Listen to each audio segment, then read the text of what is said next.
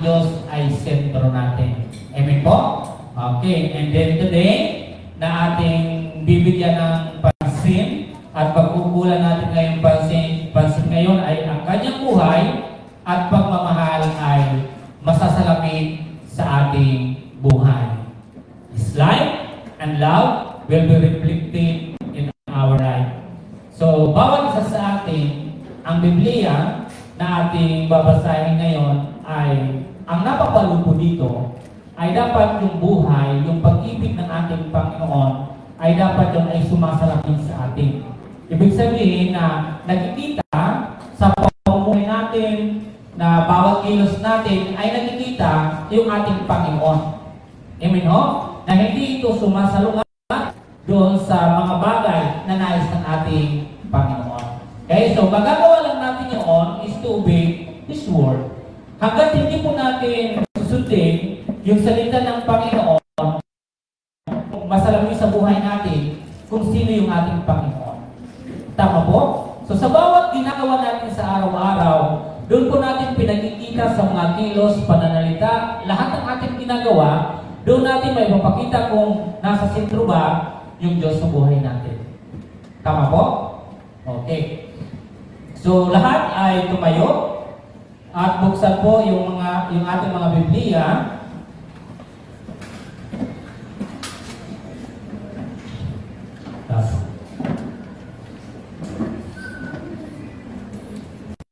First Corinthians. Ay, hindi First Corinthians. Colossians chapter 3.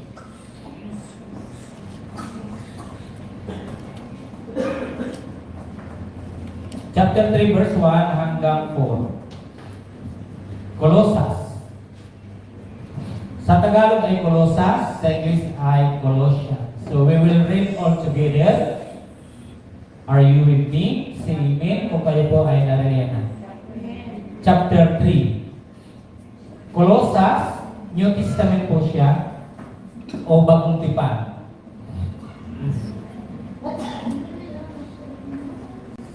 Sige po. So, antay natin hanggang makuha po ninyo. So, mayroon po dito sa Pisara, this is screen. Okay, mayroon po tayo sa screen. Kung kulang yung Biblia, ay samahan niyo pa ako sa pagbabasa sa aklat na ito. So, verse 1 hanggang verse 4. So, sabay-sabay po tayo. So, if you have been raised with the Messiah, seek what is above, where the Messiah is, seated at the right hand of God. Verse 2, set your minds on what is above, not on what is on the earth. 3, for you have died, and your life is hidden with the Messiah and God.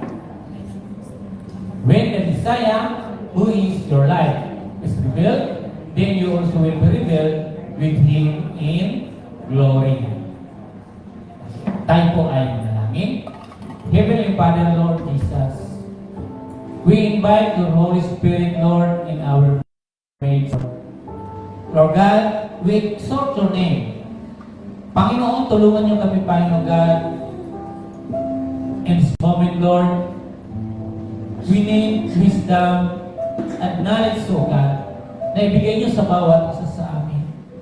And I pray, Lord Jesus, sa oras na ito, Panginoon, na itong mga talata na mahayag na ito, hindi lang namin ito mapakinggan, but Lord, amin ito, Diyos, na may isabuhay sa aming pang-araw-araw, Panginoon. Lord God, maraming pong salamat sa mga talata ito. Maging sa mga awiting aming inawit, Panginoon, sapagkat kailangan po namin kayo. Salamat sa lahat ng naririto, sa mga kabataan, mga magulang, mga bisita namin na naririto. Kami po ay nagpapasalamat sapagkat dinala niyo sila rito, O Diyos, hindi dahil sa aming Panginoon, but through your Holy Spirit, Panginoon. Salamat sa oras na ito at kapagpalan niyong bawat isa sa tayong pangalan ni Jesus, ang lahat ay magsabi ng Amen. Tayo pong lahat ay magkakaupo na. Lahat ay welcome sa gawain. So sa aklat na aking binasa, binuhay kayong muli kasama ni Kristo. Bakit? Tayo ba ay patay? Ang buhay natin na tinutukoy dito ng ating Panginoon na sinabi diyan ni Paul na binuhay tayo muli, hindi sapagkat hindi naman po talaga siya kayang ibalik sa sinampunan ng ating mga magulang. Yung verse o itong talata na ating tinutukoy po dito na muling binuhay yung ating spiritual na dati ay patay. So ibig sabihin, wala po siyang komunikasyon sa Panginoon. Wala po siyang relasyon sa Diyos. Okay? Sabi niya, kaya't ang pagsumikatan ninyo ay ang mga bagay na nasa langit na kinaroroonan ni Kristo na nakaupo sa kanan ng Diyos.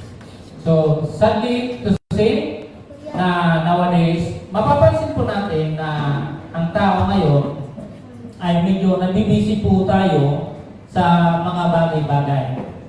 And then, may mga pagkakataon na nakakaligtaan na natin na may Diyos pala. Nakakaligtaan na natin minsan na si Jesus ang bumuhay muli sa atin. Okay? Marami pong mga pagkakataon na nabibisis tayo sa iba't ibang mga bagay. Kaya sabi dito sa verse 2 na binanggit niya dito, isa-isip ninyo ang mga bagay na panlangit, hindi ang mga bagay na panlupa. Ang ibig lang sabihin po dito ng ating Panginoon, na huwag naman tayo gaano, na doon lang tayo napupukus sa mga bagay na naririto. Alam natin na lahat ng bagay na naririto sa lupang ito ay para tayo ay agreeing. Okay? Ang problema sa pagkakaaliw po natin dito na palagi tayo inaaliw, na parang napapabayaan na rin natin na minsan iniisip natin ang akala natin ang buhay natin na ito ay dito na lang. Kaya sabi diyan, kinakailangan na tayo ay magbigay ng panahon doon sa kung ano man yung mga spiritual o mga panlangit na bagay. Kasi ang mga tao ngayon ay marami na pong nahumaling dito sa lupa. We are all strangers dito sa mundo ito. Naintindihan po?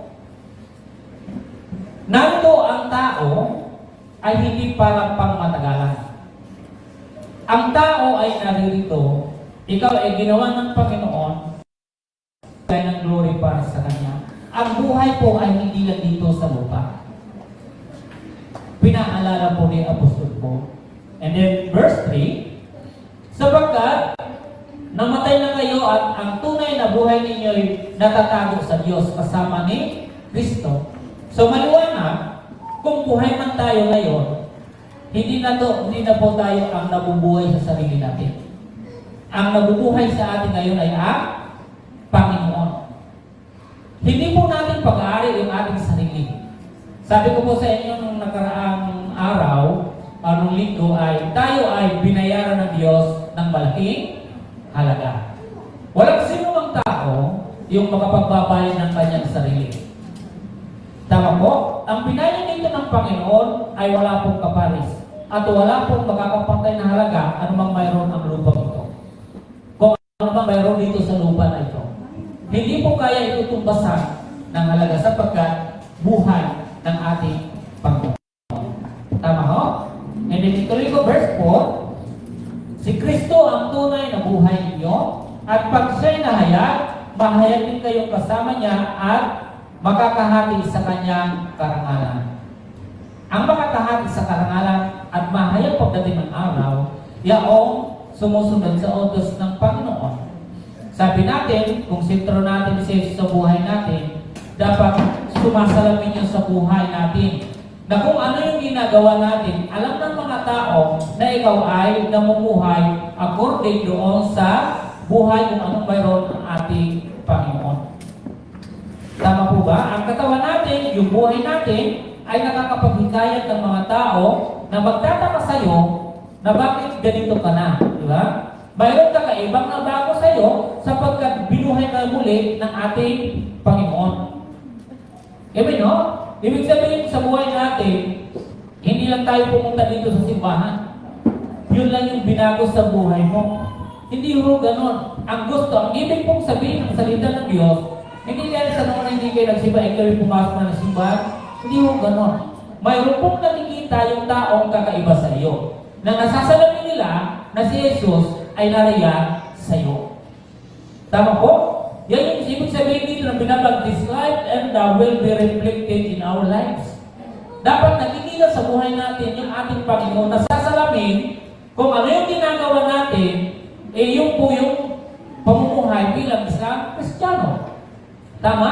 Kaya nga lang po, magagawa lang po natin yon kung tayo ay sumusunod sa aral ng Panginoon. Pero hanggat hindi tayo susunod sa aral ng salita ng Diyos, paano mo ngayon masasalamin? Paano ba isasalamin ng buhay mo si Kristo kung hindi ka naman sumusunod sa Kanyang salita? So, useless. So, para mangyari yun, ay dapat mong sumunod sa salita ng Panginoon o aral ng ating Panginoon. Okay? So, sabi dito mga kapatid sa ating panimula, a Christ-centered life is a life in which Jesus is the focus of your thoughts, actions, and words. Simple, di po ba yung sinasabi ni Paul? Kung talagang sa sentro natin si Jesus sa ating mga buhay, ay dapat po mga kapatid, ay si Jesus ay pinupukus lagi natin, ay yung ating iniisip natin, ay ang ating Panginoon. Tama? Simple mga kapatid, kapag ang isip mo ay masama, ang iniisip mo ay masama, ang lalabas sa buhay mo at sa isipin mo ay puro masama. Kapag si Kristo ang nasa isip po natin, makakagawa ka ng mabuti. Tama po? Kapag ang mata natin ay laging nakikita ay masama, ang laging makikita niya ay masama. Kapag ang kanyang bibig ay laging sinasalita ay mga masasama, ang makakapakinig noon ay magiging masama. Sumasalamin ba sa iyo yung pagiging Kristiyano na gano'n? Hindi. Tama? Kaya sabi dito, ang buhay na nakasentro kay Kristo ay isang buhay kung saan si Jesus ang focus ng iyong mga iniisip. Hindi lang puro sa pagpapayaman. Hindi lang puro sa pagninegosyo. Hindi puro lamang sa paglalakbay. Hindi ganon. Tandaan niyo mga kapatid. Kapag may pag-iisip ka sa Panginoon, lagi mo siyang aalalahanin. Kapag ang focus mo dito sa mundo ay focus mo sa pagpapayaman, wala kang ibang gagawin kundi magpayaman. Maliwanag ba? Ganun yung tao mga kapatid. Kapag nag-isip ka ng pagpapayaman, ang lagi mong iisipin ay pera. Pera, pera, pera. Sapagkat yun yung focus ng isip mo. Wala kang ibang gagawin kundi magpapayaman ka. Yan po yung mangyayari sa iyo sapagkat yan yung laman ng isip mo. Wala kang pakialam sa bawat araw na yun. At bawat oras, gagawin mo para yumaman ka. Pero lagi yung alalahanin yung binasa natin, ang buhay natin ngayon kung bakit ka humihinga, hindi ito dahil sa iyo. Hindi ito sa iyo na buhay na ito. Kundi ang buhay na ito ay sa Panginoon. Tama po? Ganun yung nagiging problema. Sabi ko, something to say na yung mga tao ngayon, kung ano yung iisipin mo, yan yung magiging laman ng isip mo, at yun yung gagawin mo, yan yung magiging lifestyle mo, yan yung magiging araw-araw na ginagawa mo, sapagkat doon po nakapugos ang iyong isipan. Ang pagpapayaman. Wala kang panahon sa iyong magulang. Wala kang panahon sa simbahan. Wala kang panahon pakikinig ng salita ng Diyos sapagkat ang gusto mong mapayaman. Yan yung pinakamasaklap sa lahat. Di ba? Pero kung nasa sentro ang Panginoon sa buhay mo, iba ang pag-iisip ng isang taong nakasentro si Kristo sa kanyang buhay. Nababalance niya yung lahat ng kanyang ginagawa. May panahon may panahon sa pamilya. May panahon sa pagtatrabaho. May panahon sa pag-aaral. May panahon sa iba't ibang mga bagay na ilalagay niya sa lahat sa tama. Kung ganun yung focus ng isip natin. Okay? And the second is about kilos. Ang sinasabi po dito mga kapatid, na maging mga kapatid in our actions. Makikita sa mga ginagawa talaga natin kung ano yung ibig mo sa iyong buhay. Matatalastas ng mga taong nakikita sa iyo kung ano talaga ang iyong gustong mangyari. Your actions. Nakikita po yun doon. Hindi man perfecto na mahulaan ng tao yun, pero makikita kung ano ba talaga ang iyong ginugusto. Amen, ho? And then, yung ating mga salita, even your words. Sa lahat ng lumalabas sa iyong bibig, malalaman din po doon kung sintro nga talaga sa iyo ang Panginoon o kung iba na yung iyong mga sinasalita. Mahalata ang makikita. Masasalamin sa ating pag-iisip, sa ating action, sa ating pananalita, kung sumasalamin ba talaga na si Kristo ay nasa sentro ng ating buhay. Sa tatlong bagay na yan mga kapatid, hindi tayo makakawala ron. At hindi natin mailinin na yun sapagkat yun yung totoo. Kaya mga kapatid, sa mga panahon natin ngayon, makikita na natin ngayon yung bawat tao, yung iniisip ng katabi mo, yung iniisip mo, yung iniisip ng pamilya mo. Alam mo yun. At alam mo rin kung ano gusto. Yung bawat kinikilos, matatangsa at magiging hindi perfecto man yung ating pagkakita, pero again, alam mo pa rin kung ano ang ibig sabihin ng kanyang kinikilos. And then about words, even their words, malalaman mo din, maging sa kanilang salita, madadakip at malalaman mo rin kung ano yung kanyang laging binibigkas. Kung ano ang iniisip, kung ano yung ginagawa, kung ano yung sinasalita, doon natin makikita kung sinasalamin niya ba si Jesus sa kanyang buhay o hindi. Okay? So dito sa ating binasa, sabi diyan, binuhay kayong uli kasama ni Kristo. And then, kaya ang pagsumikatan ninyo ang mga bagay na nasa langit na pinaroroonan ni Kristo na nakaupo sa kanan ng Diyos. Pero tingnan niyo po ngayon yung taglay ng buhay ng isang tao. Ano ba yung pinagsusumikapan natin? Diba? Sabi mo rito, mga bagay na nasa langit na kinaroroonan. Kaya ang pagsumikatan ninyo ay ang mga bagay. So, let us talk about doon sa mga bagay. Ang bagay ngayon na mayroon tayong hawak. Anong yung ginagawa natin sa things na mayroon tayo ngayon? Yung bagay na yan na mayroon tayo, ano ba yung ginagawa natin? Sabi dito, pagsumikatan ninyo yung mga bagay. May bagay doon sa langit at may mayroong bagay dito sa lupa. So ano ang dapat natin ginagawa? Maraming mga tao ngayon na humaling sa mga bagay sa lupa. Nakakalimutan yung mga bagay doon sa panlangit. Hindi kayo magtataka, huwag kayong magtaka. Ibig sa lahat ng mga Kristiyano.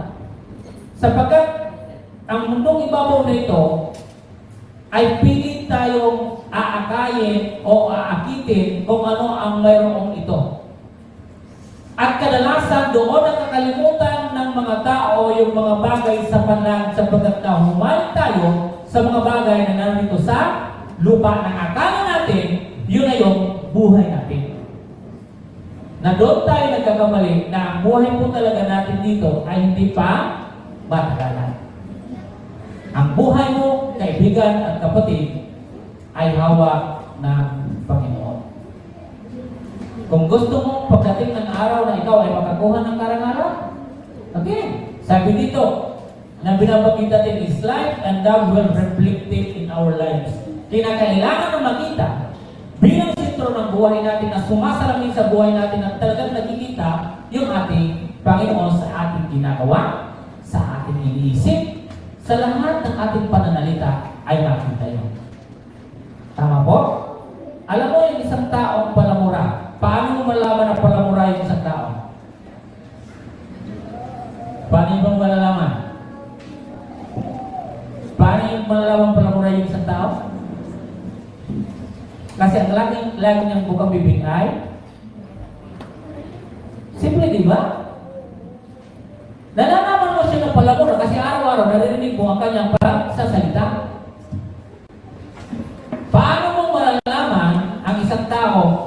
ay laging lasingero?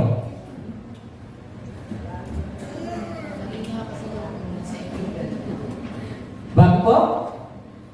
Paano yung malalaman? Alam niyo nakainom yun at bakit sa lasing? Dahil sa kanyang mga kilos. Sige nga, mahuli niyo ba ang isang lasing? Tapos sabihin mo, straight naman siya maglakad, maganda naman yung mata, masasabi mo ba siyang lasing? Paano mo malalaman yung lasing? Suray-suray, di ba? So, doon mo malalaman kung siya, yun po yung nagpapahirap po kasi.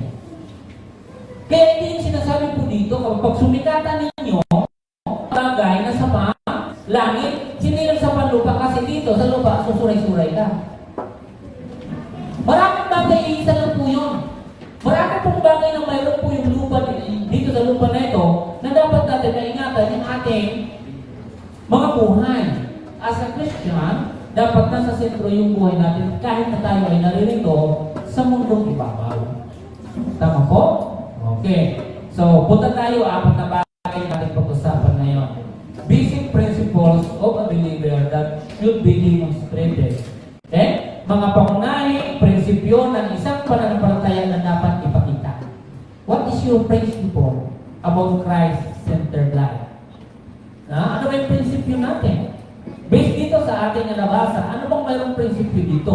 Basic principles of a believer that should be demonstrated. Di ba? As a Christ-centered life, paano mo ito ipakikita bilang sa Kristiyanong may prinsipyo? What is your principle as a Christian? As a Christ-centered in your life, what is your principle? Ano yung pangunahing ginagawa mo? Kapag nasa sentro sa buhay mo si Jesus, based in our passage, in our context, mababasa po natin doon kung ano yung dapat ginagawa ng isang Kristiyano. Okay? Number one, apat na bagay mga kapatid. Number one, a Christ-centered life sets your mind on things above. Iba yung prinsipyo ng isang taong sentro sa buhay niya si Kristo. Ang kanyang pinagkakabalahan ay kung ano ang mayroon doon sa langit. Lagi siya nagdi-discover. Inaalam at inaalam niya kung ano yung mayroon. Kakaiba po, kapag ang isang tao hindi nakasintro sa kanya si Kristo, ang kanyang palaging dinidiscover ay ito lagi yung lupa. Naghahanap ka ng mga bagay-bagay dito. Kasi bagay yung pinag-usapan natin. Hindi mo na ngayon ma-set your mind doon sa langit. Dahil ang iyong mind ay narito sa lupa. Sabi ko sa inyo kanina, marami pong nakakaakit po dito sa mundo. Napiling mapalayo tayo sa Panginoon. At totoo, ang dami na pong lumalayo sa Panginoon. Hindi lang po yung mga di mananampalataya, kahit mga mananampalataya, yung pagkalimot, napakalaking bagay po yun. Na nangyayari sa panahon natin ngayon. Di ba? Eh, mayroon po tayong bisita, hindi pa ko alam ang pangalan niya, pero sabi niya kung pili daw siya. Ako ay nagpapasalamat sapagkat kung saan po siyang pumunta po dito. Na kung pili daw, welcome na welcome. Di ko po para alam ang pangalan niya, pero mamaya malalaman naman din po natin yun. Eh, pwede po natin palapakan sila yung brother po, hindi po natin palapakan. So, welcome sa buwan. So, siya ay napadako rito. Naghanap siya, na gusto niya kasi ay makapakinig ng salita ng Panginoon. Isang hakbang na makikita natin na andyan sa puso niya, na andyan pa rin sa sentro ng buhay niya, na hanapin ang Panginoon kung bakit siya ngayon. Narito, yan isang palatanda, yung kitos. Di ba? Makikita natin, pag ikaw ay lumiko sa simbahan, pasaan ka? Pasaan? Pasimbahan.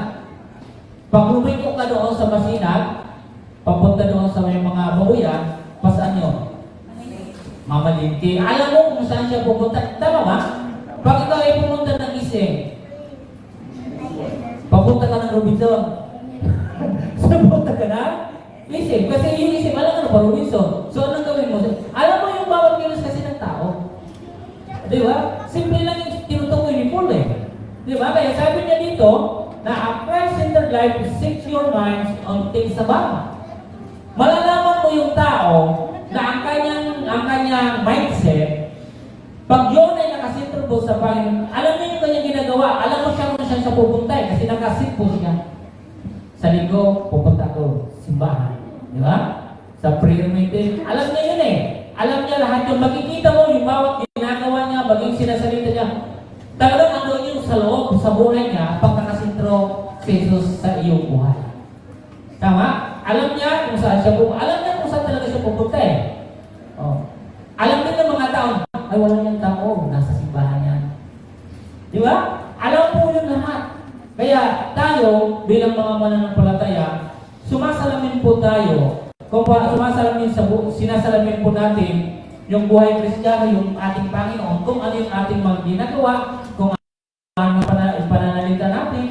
Di ba? So, dahil po yan. So, yung iniisip natin, malalaman din po yun. At totoo yun. Kahit kayo ngayon, nasa mama mo,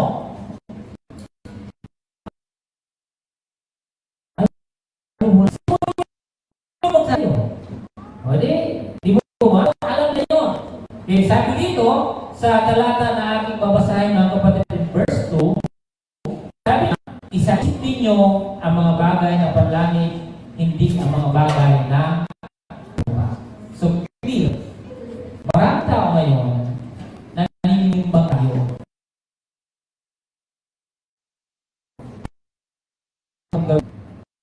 Yung over sa akin, kung pumunta ako, makita mo yung bawat tao, pag lumikot yan ng siya, bagay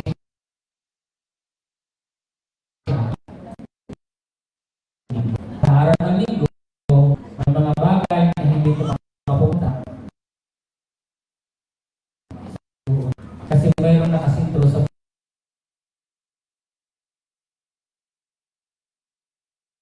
puso ba? Hindi kapag isa-isip niyo ang mga bagay na mga huwag yung puro ko naman aral. May panahon ng pag-aaral, may panahon ng pag-ninegosyo, may panahon ng pagkagalak, may panahon ng pag-i-enjoy. But today, ito yung bagay na ito na dapat nakatuon yung isip mo sa Panginoon. Tama? Ito yung isang bagay na napakaganda. Okay? Kaya sabi dito mga kapatid sa talata na aking binasa, puntahan pa din po natin yung verse 1, chapter 2, 16. Tingnan nyo mga kapatid, yung mga talata na ating mga binabasa. 16, chapter 2, verse 16. 16 po ba? Ayan, 16. Ang sabi dito mga kapatid, sa masamang pita ng laman, ang mga nakatutuksok sa paningin at ang karanyaan sa buhay ay hindi nagmumula sa ama sa lust of the eyes and the pride of life, nothing but is from the world. Ito yung isang bagay na kalungkot ngayon sa mga tao.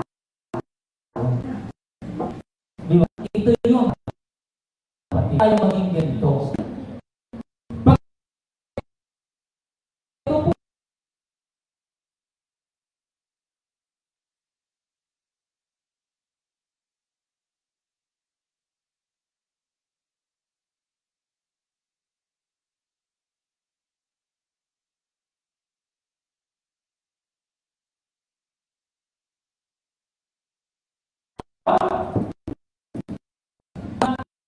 Ng laman ang karayaan sa buhay ay hindi nagmula sa ama, kundi sa lahat po yun. Di ba? Yun yung problema minsan sa buhay ng tao.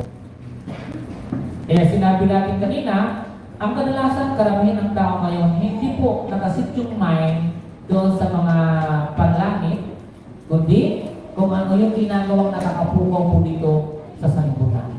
Kaya hindi tayo magtataka na dumating man ang panahon ng ating Panginoon na totoo na mayroong pinili at mayroong talagang hinihiwala. Amen po? Okay, then sabi niya letter A, this verse encourages us not to forget the things that are in heaven. Huwag niyo po yung kaliligtaan na totoo na mayroong langit. Naniniwala ba kayo may langit? Naniniwala ba kayo may impyerno? Yung dalawang bagay na yan, totoo yan. Pero kung lahat tayo ay papapiliin ng ating Panginoon, saan yung gusto natin? Ayaw nyo nang umimik, ayaw nyo sa langit. Ulitin ko ha, kung kayo ay papipiliin, saan ang gusto ninyo? Sa langit o impyerno? O di gumawa tayo ng mga bagay na papunta sa langit. Di ba? Simple lang naman yun. Gusto nyo pala sa langit eh. O gusto ko sa langit, gumawa tayo ng mabubuting bagay kasi yun yung papunta sa langit. Ang paggawa ng masama, ito ulitin ko sa inyo mga kapatid, huwag kayong gagawa ng masama sapagkat yung sarili mo ay pinapahamak mo. Hindi ka gumagawa ng daan patungo ng langit. Gumagawa ka ng daan papunta doon sa impyerno. Simple, di ba? Gusto mo ng palangit, gumawa ka ng mabuti. Pero kadalasan ngayon, maraming gusto sa langit, hindi gumagawa na o gusto niya sa impyerno. Di ba? Maraming gusto sa langit, pero bakit hindi sumusunod sa salita ng Panginoon? Gusto mo naman para sa langit eh. Pero bakit hindi ka gumagawa ng mabuti para mapunta sa langit? Pero bakit gumagawa yung tao ng masama? Ito mga kapatid, kahit saan po tayo pumunta tayo na sa napakaraming mga tao. Sabihin ninyo ito, ganito. Sino po gusto sa langit? Oh, tama? Oh, tama yung sinasabi ni Brother Luna. Takas talaga ng kabay lahat.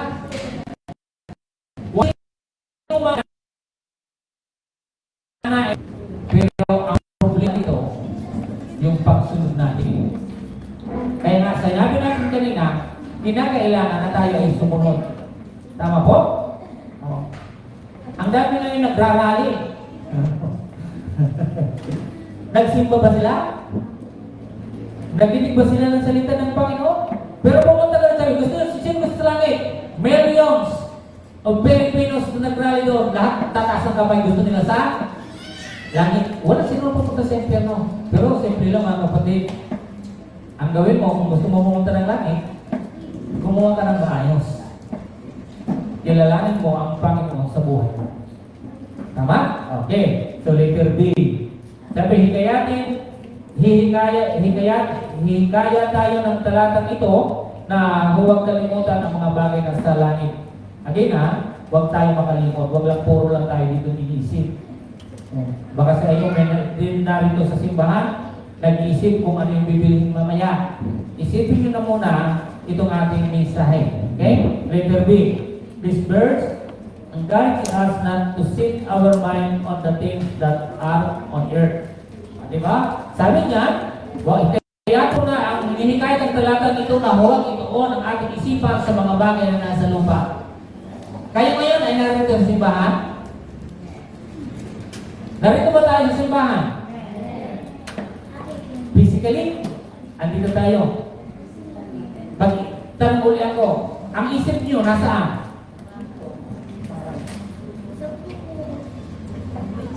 Andito kayo? Wala kayong iniisip sa labas? Siguraduhin ninyo na yung pagpunta niyo dito, physically andito kayo, present. Magiging ating isip ay dapat present para sa Panginoon. Kasi itong dalawang bagay na ito, may nagsisimba kasi, presente yung kanyang katawan, pero yung kanyang isip, nasa labas. Diba? Nasa labas sapagkat yung aking inaanak may birthday na ikaw iniimbitahan. Nag-iisip ka na doon. Ang tagal lang pa nito ng Pasko, hindi nabilisa. Ako pa yung nagkamali. Di ba? O di kaya mayroong bisita sa bahay ninyo. Sino mayroong bisita? Mayroon kayong mga bisita sa bahay? Pero believe ako sa inyo, kung may mga bisita kayo, inunin nyo pa rin ito. Ano? So, kasi dapat talaga yung isip natin ay nasa Panginoon. Tama? So, ihiwalay na muna natin yung mga bagay sa panlupa. Isipin natin ngayon, ang isip natin ay mapuno po siya ng salita ng ating Panginoon. Okay? So, yun yung pangalawa. So, kung kayo man ay narito, presensya nyo, at yung isipan, magandang bagay po. Okay? Pangalawa, na ating bilang isang sentro yung ating Panginoon, a Christ-centered life is recognition of His death and resurrection. Ang buhay na nakasentro kay Kristo ay ang pagkilala sa kanyang kamatayan at pagkabuhay na pagmuli. May halaga ba sa atin yung kanyang kamatayan at pagkabuhay? Kung ito ay pinahalagahan natin, ay napakaganda po yun. Tulad ninyo ngayon, bakit kayo ngayon ay naririto? Gusto nyo malalahanin at gusto nyo pahalagahan na si Kristo ay namatay, ay nabuhay na muli para sa akin at para sa inyo. Klaro, yung pinabangkit po natin doon sa ating binabasa.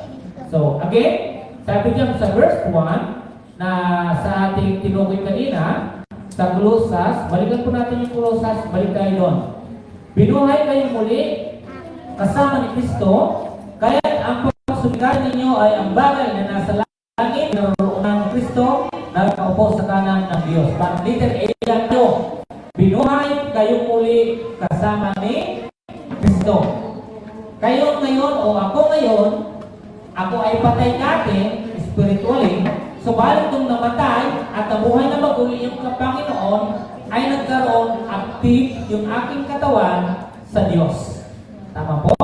Sabi diyan, so if you have been raised with the Messiah, sabi diyan, tayo ay binuhay ng uli ng ating Panginoon na ang totoo hindi tayo makados. Sino po yung gabang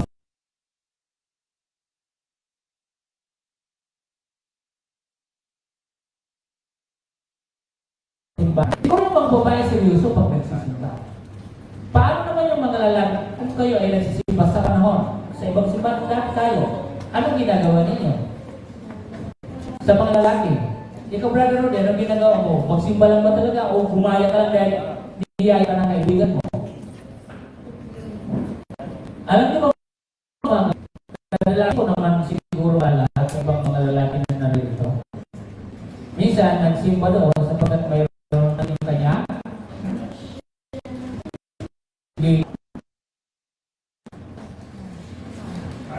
crush. Diba? Pupunta yun doon. Ang problema ng iba pa nun hindi naman nagkakaroon na. Diba? Ako, isa rin ako noon, naging victim din ako nung panahon na yun, na akala ko yung pagsisimba ay gano'n. So, diba? Yung malawang yung simba, minsan doon lang ako sa gilid. Pero iba yung pagsimba ko sa mga panahon na yun. Kakaiba. Kakaiba kasi sa ngayon. Sa ngayon ay pinapahalagahan ko po dito ay bayan at muling pagkabuo ng ating Panginoon. Doon ko lang namala, doon ako nagkaroon ng kamalayan. Nagkaroon po ako ng kamalayan ng panahon na makilala ko na po yung Panginoon. Nung start po ako na magbasa ng salita ng Panginoon at pagkikinig ng salita ng Panginoon, doon ko nalaman na ako ay patay ng panahon. Buhay ako ngayon dahil sa pagkamatay ng ating Panginoon at sa kanyang muli pagkabuhay. So, kinikilala ko po siya.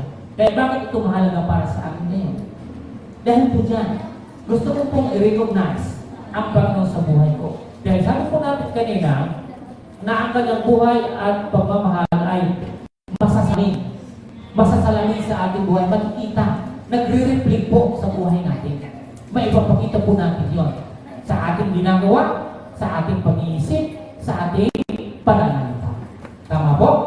Okay. So, sabi niya, sa talata ating unang Juan, chapter 2, 16. Balik ulit tayo sa unang Juan, chapter 2, 16. Hindi, 16. Unang, ay chapter 2, 20. Galatia, chapter 2, 20. O Galatia. O, puntahan po ninyo. Sorry, nagkamali pa ko 2:20. Sabi niya sa Galatia chapter 2 verse 20, and I no longer live, but Christ lives in me. The life I now live in the flesh, I live by faith in the Son of God, who loved me and gave himself for me.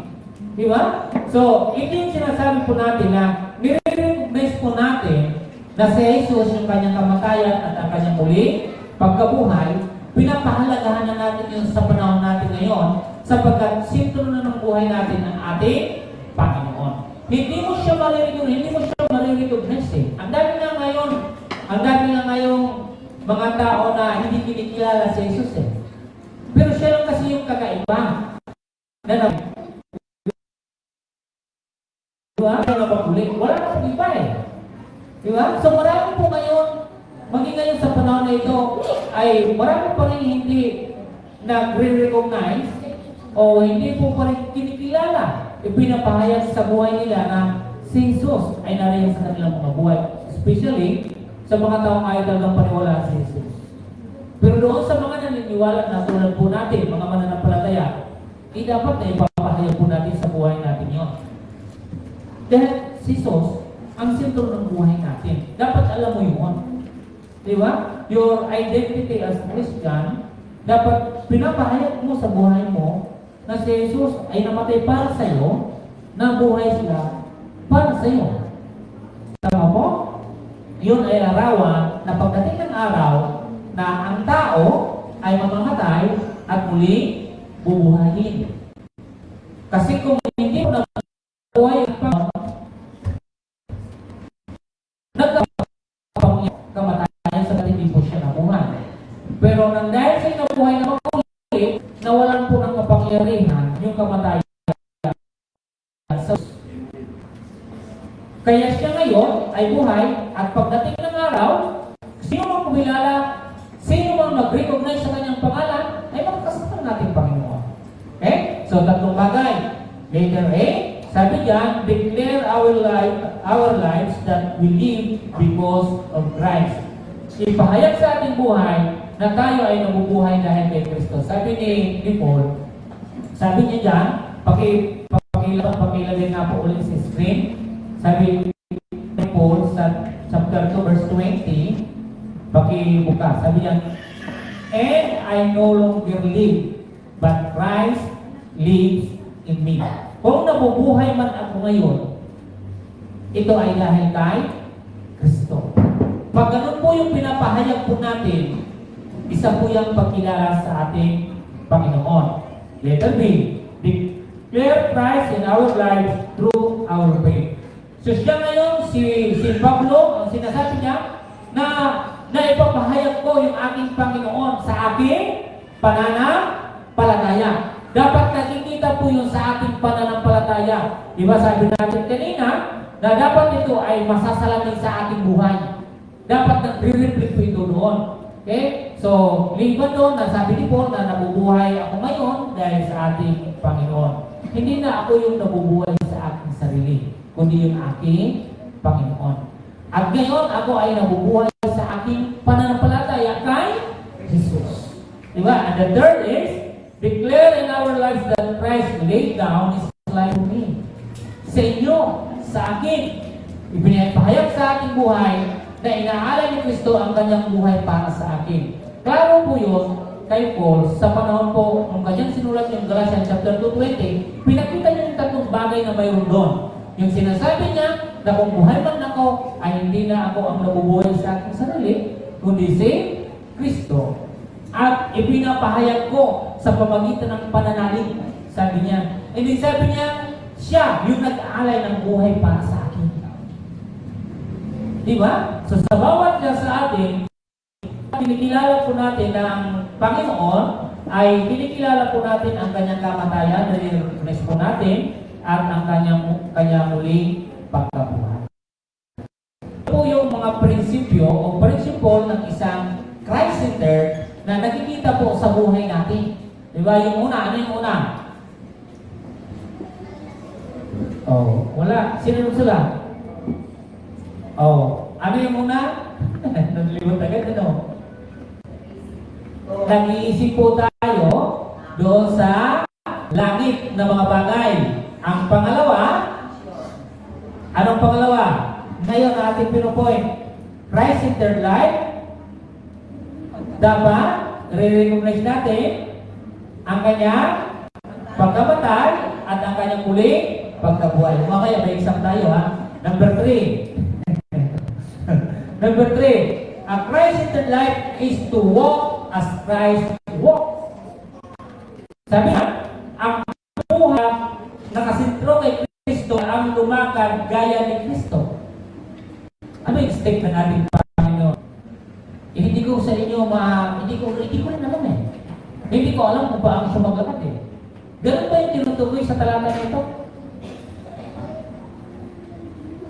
Hindi yun yung tinutukoy dito yung literal kung paano siya lumakad. O kung magdamit. Hindi ho.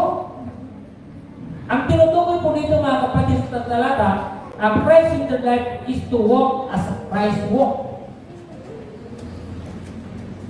Hindi ito doon sa figura na kung ano siya, hindi ho ganun. Ang sinasabi sa talata ay ano bang mayroon ang ating Panginoon na nakikita natin kung ano yung inuutos o ano yung ginagawa niya na dapat natin ginagaya. Tama po? Hindi yung dahil si Kristo ay may tato, magpatato ka rin. Hindi yung gano'n, hindi mo yung sa physical na tinutukoy dito. Ang tinutukoy po dito, ano ba yung mga dapat natin gawin na iniwan ng ating Panginoon? Okay? Sabi dito mga kapatid, sa talata, balik na ulit tayo sa verse 3, ng Colossus verse 3, sapagkat namatay na kayo at ang tunay na buhay ninyo'y natatago sa Diyos kasama ni Kristo. Diba? So, andyan po mga kapatid. And then sabi niya sa unang Juan, chapter 2, verse 6, ito ang kanyang sinasabi. Tingnan niyo po yung mga binabasa po natin. Huwag kayong mawawala. Tingnan niyo lang lagi yung verse natin binabasa para nasusubaybayan po ninyo kung tama o hindi ang binabanggit. Kaya sabi niya, the one who says he remains in Him should walk just as He walked. Di ba? Kaya sabi niya dito, ang nagsasabing na nanatili siya sa Diyos. Sino mang Kristiyano ngayon? Sino mang tao ngayon na nagsasabing na nanatili sa Panginoon? Nagsasabi, ako ngayon, kahit ngayon, nanatili pa rin ako sa Panginoon. Eh. Hindi lang sa salita mo siya makikita dapat. Makikita niyo po siya kung paano niya ginagawa yung sinasabi ng ating Panginoon. Huwag po tayong magpapalinga sa mga nagsasabi ng ganon. Ako nanatili, tagal ko na eh. Pero si Kristo, dito. Makikita niyo po yun sa kanyang ginagawa. Di ba may tatlong bagay na sabi sa inyo kanina? Sa kanyang pag-iisip, sa kanyang aksyon, and then sa kanyang pananalita. Hindi pa pwede magkakahiwalay po yun. Hindi pa pwede isa, dapat magkakasama po yung tatlo na yan. Okay? Kaya sabi dito, ang nagsasabing na natili siya sa Diyos ay dapat mamuhay tulad ng pagkababuhay ni Kristo. Kung paano po siya namuhay. Hindi yung gagayahin natin kung ano yung kanyang pagkakas. Hindi gano'n. Kundi yung kanyang pamumuhay. Maliwanag po sa Biblia. Yung kanyang pamumuhay. Tama po? Yung pamumuhay niya dito mga kapatid, yung dapat natin tularan. So once again, sabi niya, a Christ-centered life is to walk as Christ walked. Kung ano yung kanyang pamumuhay, dapat yun yung ginagawa natin. Hindi dapat tayo maging barong-baro sapagkat hindi naman si Kristo barong-baro. Tama po? Huwag kang magsinungaling sapagkat si Kristo hindi naman sinungaling. Di ba? Yan yung pamumuhay. Bilang isang Kristiyano na binabanggit po natin dito. Pero kung hindi ganun yung pamumuhay mo, hindi ka lumalakad sang ayon sa sinabi ng aral ng ating Panginoon. Kundi lumalakad ka kung ano yung dinidikta ng mundong ito. Yun yung galaw mo eh. Kaya nga pinapagaya sa atin yung Panginoon para matanggal tayo doon sa paglalakad natin kung ano yung pinagagawa ng mundo. gusto ng Panginoon mailipat tayo doon kung paano siya mamuhay. Hindi kung ano yung pamumuhay ng mundo dito, gusto niya tanggal na tayo ron eh. Hindi para tayo ay gumaya ron sa ginagawa ng mundo. Kundi gumaya tayo, mamuhay tayo, sang-ayon sa kalooban at aral ng ating Panginoon. Diba? So, sabi dito mga kapatid, sa talata 1 ng Pedro, chapter 2, 20 hanggang 23. Puntahan po ninyo mga kapatid to. Sabi diyan, so sa paglalakad na, chapter 2, 20 to 23. May ipagkakapuri ko kaya ang magtiis ng parusa kung ito ay dahil sa paggawa ng masama? Hindi, ngunit pagpapalain kayo ng Diyos kung kayo ay maparusahan sa paggawa ng mabuti. Ang pagtitiis ng hirap ay bahagi ng pagkahirap sa inyo ng Diyos. Sapagkat ng si Kristo ay magtiis para sa inyo, binigyan niya kayo ng halimbawang dapat tularan. Isa ito na pagtiis. Nagbigay mo siya ng halimbawa. May mga tao ngayon ayaw magtiis, kaya nagnanakaw. Gusto mo padalin lang yung buhay. Pero hindi nyo ba alam kung anong epekto ng doon sa inyong kinuha? Doon sa mga taong nakuhanan mo nun. May mga tao kayo magtiis. Gusto lang puro ginhawa ang buhay. Hindi. Dahil ang Panginoon sa dito, hindi puro ginhawa. Ito mga kapatid, nagtiis na siya eh. Hindi yung kalagayan ng ating Panginoon. May mga tao puro lang masaya ang gusto nila sa buhay. Hindi pipili po na puro ka lang masaya. Tayo po'y naririto. Mga kapatid, sa mundong ibabaw na ito ay dalawang malungkot ka at maging masaya ka. Hindi pipili isang bagay lang. Kaya dalawa yan, malungkot at masaya. May panahon na nalulungkot ka, may panahon na ikaw ay nagiging masaya.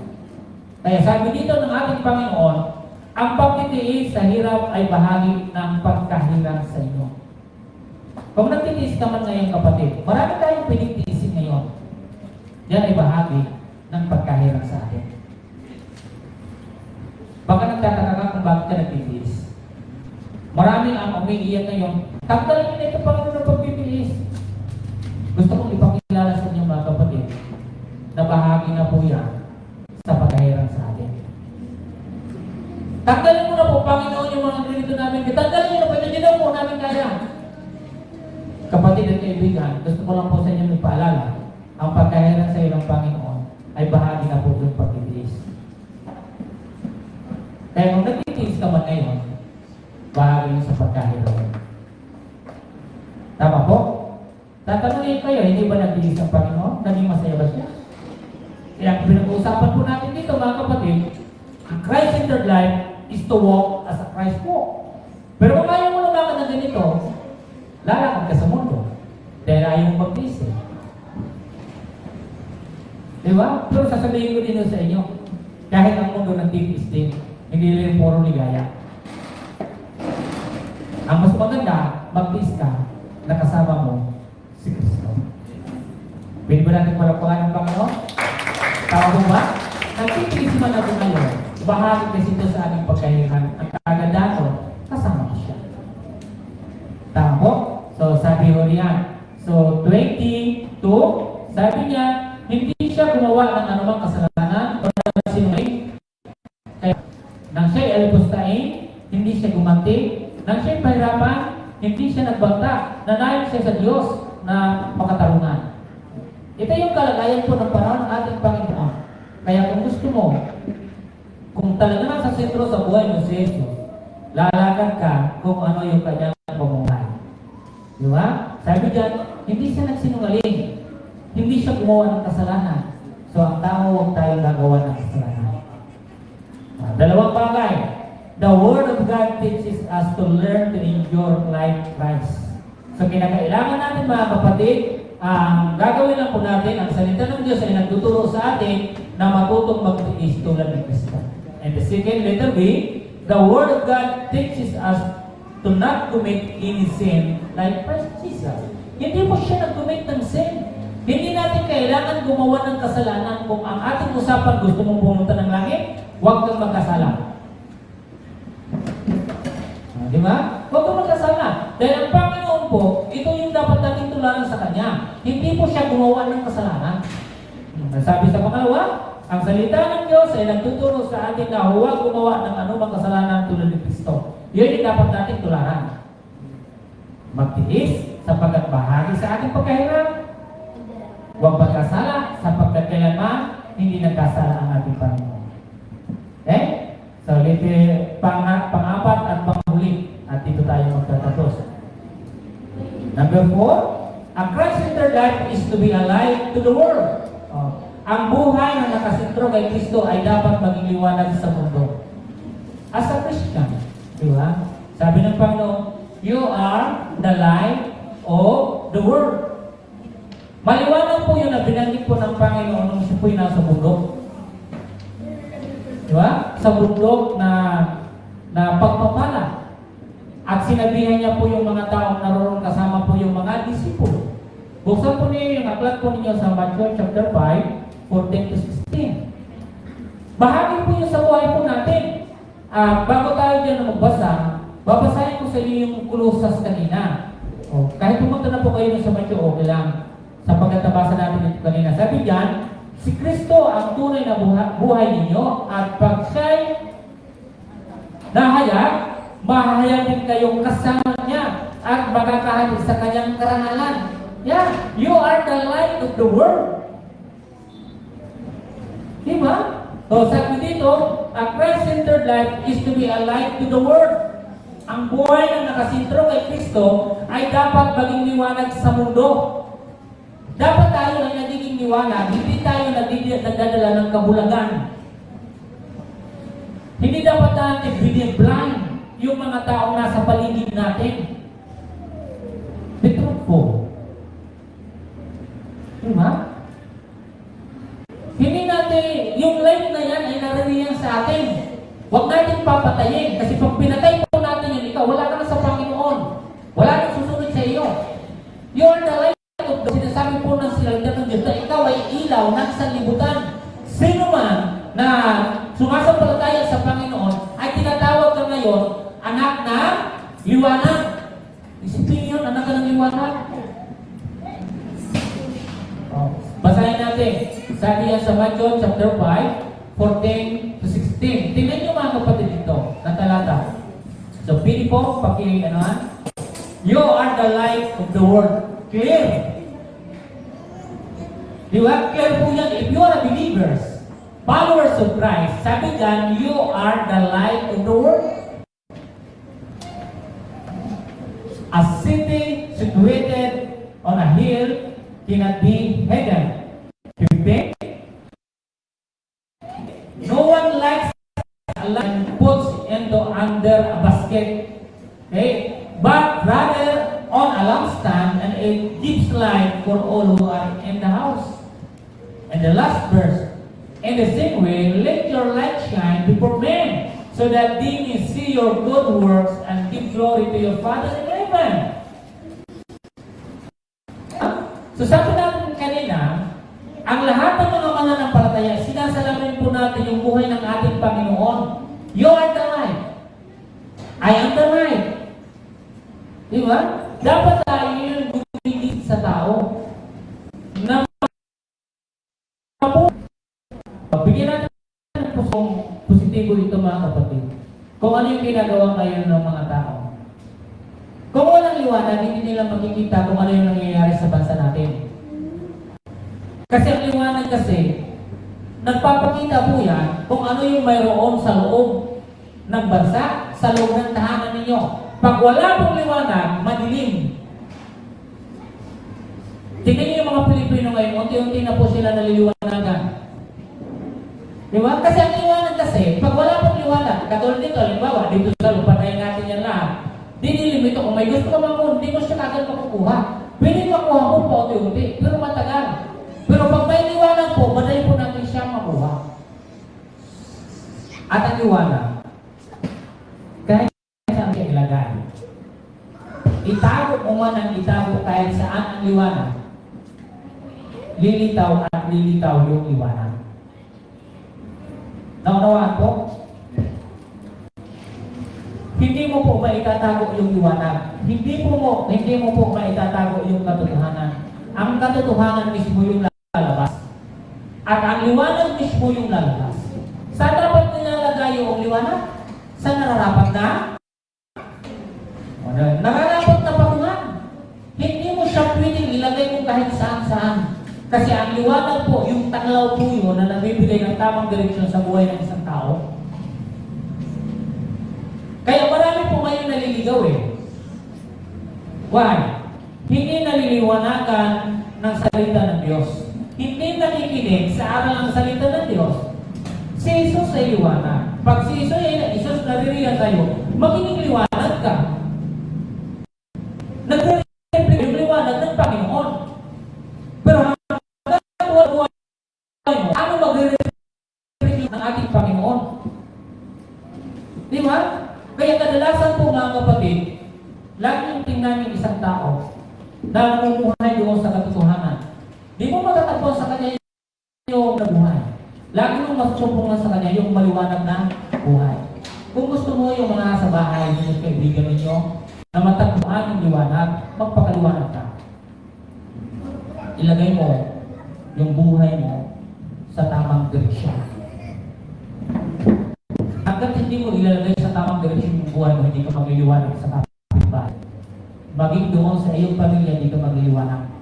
Maging sa kaibigan mo, hindi ka magliliwanag. Maging sa trabaho mo, hindi ka magliliwanag. Ilagay mo yung tayo mo sa tamang patungan. May mga Kristiyano ngayon, hindi nilalagay yung sarili nila sa tamang kalalagyan. Kaya tuloy, maraming natatalisod. Pati siya natatalisod. Na dapat siya yung nagbibigay ng liwanag, siya ngayon yung unang natatalisod. Ang liwanag po, kaibigan, maging kami mga nasa probinsya ng panahon, kailangan namin yon. Kasi hindi po siya katulad po dito Maynila, maraming street light, kahit maglakad ka, makikita mo yung nilalakaran. Pero pag sa probinsya ka, anong kailangan natin? Lungkay. Tama, di ba? Yung ano ng yung. Kasi, pag nag-ano, ito yung, ang mga magaganda doon, maganda yung buhay, mayroon na flashlight, mga sikat yun sa amin. Pero kami nahihirap, langkoy. Ayan. Alam niyo yung langkoy? Alam niyo po yung sinitag taga-probinsya? Ano kayo nang umuwi? Di ba? Pag paano kasi sisigihan mo yung gabi-gabi, gabi alas 9, talagang nangangapoy dyan. Tanong maliwanag, hindi mo pwede na wala kang ilaw. Diba? Ang ilaw, nagbibigay ng magandang buhay sa tao. Kapag nalilinawagan yung buhay natin, maliwanag tayo lagi. 3 things, mga kapatid sa ilaw. Letter A, light reveals the true way of life. Diba? Sabi po dyan, mga kapatid, ang liwanag o hinihayag ng liwanag ang tunay na paraan ng pamumuhay. Hanggat ang liwanag hindi mo tinanggap sa buhay mo, hindi mo makikita yung paraan ng pamumuhay. Ano ba yung mabuti? Ano ba yung masama? Ang liwanag yung magre-reveal sa iyo kung ano yung sa liwanag, kung ano yung sa madilim. Tama? Letter B. The light reveals our motives. Di ba? Sabi dito, ng Panginoon, kung ikaw ay namumuhay ng liwanag, makikita ang kabutihan ginagawa mo. Ang liwanag din, kung ano yung motibo mo, masamang motibo, ang liwanag din yung magre-reveal nito na masama ang iyong motibo. Diba? Sabi dyan, inihayag ng liwanag ang ating motibo. Okay? So, and the third is, light reveals glory of God. Yan po yung glory ng Panginoon. Diba? Pag-alala ay naluluhatian po na bibigyan po natin ng luwalhati ang Diyos. At nalalaman ng mga tao na ang Diyos ay maliwanag. Tama po ba? So, the glory of the Lord reflects. Dapat yun po ay sumasalamin. Yung buhay natin nakikita yun. Ay, Kristiyano, ito. Hindi ka dapat nagsisinungaling. Kristiyano maliwanag na mumuhay sa maayos na pamumuhay. Huwag po natin gagayahin yung nagsasabing Kristiyano. Pero makita mo yung buhay ng daming kapitasan. Sabi ni Paul, tingnan ninyo, yung tamang pagka-Kristiyano. ito yung sentro ng buhay natin. So, mayroong apat na bagay na tayo ay tinalakay. Na dapat natin intindihin na ito yung makikita maging sa mga kilos, sa ating mga pag-iisip, and even in our words, ayon ay makikita. Number one, ay kinakailangan kung ikaw ay nasa sentro ng Panginoon, set your mind on things above. The second is a Christ-centered life is a recognition of His death and resurrections. And the third, a Christ-centered life is to walk as Christ walked. And the fourth, a Christ-centered life is to be alive to the world. Amen? So yung buong talakang ito mga kapatid, isang magandang bagay na dapat lagi natin intindihin na ang buhay talaga natin ay nasa Panginoon. Sa ating pagtatapos, there are three. Again, sabi ko dyan, sa sa atin, the things of this world are all temporary. Pinaalala na dito sa ating binasa ng Colossian na binagin po, sinabi po dito, ang mga bagay sa mundo ito samantala lamang. Kaya kung ang nakikita, pride of mind. Bagay na mayroon dito kahit anong gawin natin yan, ay temporary. Lahat yan ay pansamantala. Ang buhay ay nasa Panginoon. Again, dapat maging simple sa buhay natin yung ating Panginoon. The second is, being with Jesus is more than anything. Okay? Sabi naman says, I give na ano pa. Saan, di ba? So, ang Panginoon sa lahat, ako pipiliin ko pa rin. Ang yung mga bagay na mayroon tayo, yung sa lahat ng pagbabago, kayo pa rin bago at pagdating araw na naman.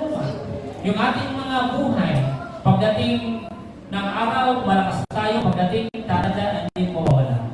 So, mas mahalaga na sa buhay natin, sa buhay tayo ngayon at mawala tayo dito, kasama natin ang Panginoon. And the last, number 3, is sabi po riyan, ang true life is not found in the things of this world, but is found only in Jesus.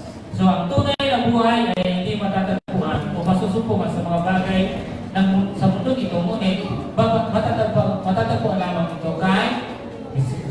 Sabihin ko sa inyo, ubusin mo na yung oras mo dito lahat-lahat. Sa inyo na, bigyan na namin sa inyo yung lahat ng mayroon yung mundo ito. Pero lagi niyong tandaan mga kapatid, yung binanggit ko sa panguli mga kapatid, ang tunay na buhay ay hindi matatagpuan sa mga bagay sa mundo ito. Kahit sabihin natin, binili mo na yung Amerika, sa inyo. Sa inyo na yung Pilipinas, pero yung lahat ng mga bagay na yan, hindi po yan may kumpara sa ating Panginoon. Amen? So, harinaway, pagdating ng araw, sabi doon sa Kolosas na ating binanggit, si Kristo ang tunay na buhay ninyo at pag siya nahayag, mahayag din kayong kasama niya at magkakahati sa kanyang karangalan. Amen? So, gusto natin magkaroon ng karangalan? Gumawa tayo ng mabuti para sa Panginoon. Tayo po'y manalangin. Panginoon, maraming pong salamat, Lord Jesus, sa iyong mga salita. Thank you, Lord Jesus, for this wonderful words, O God. Na encouragement, O Lord. Thank you sa Apostol Paul na ginamit niyo, O Diyos, sa bagat ito na para kami, O Diyos, ay makapamuhay, masalamin sa buhay namin ang pagiging sentro ng buhay namin kayo, Panginoon. Naway, patuloy niyo kami pamunahan. O God, in our thoughts, O Lord, even our words, even in our actions, O God. Tulungan niyo kami, Panginoon, na nakikita ito ng mga tao. Na sinabi niyo na kami lahat ay liwanag o anak ng liwanag, Panginoon. Maraming pong salamat at napagpala niyo ang bawat isa. Sa tayong pangalan ni Jesus, ang lahat ng sabi na, Amen.